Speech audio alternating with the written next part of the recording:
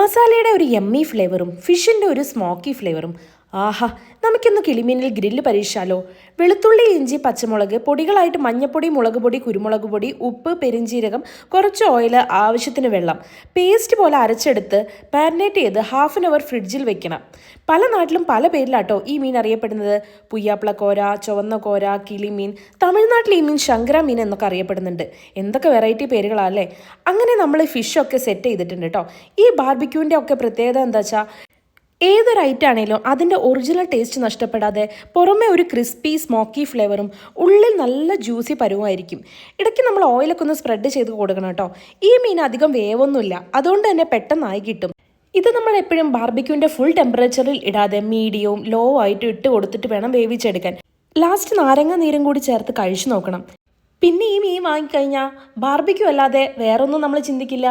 അപ്പോൾ പിന്നെ ബൈ.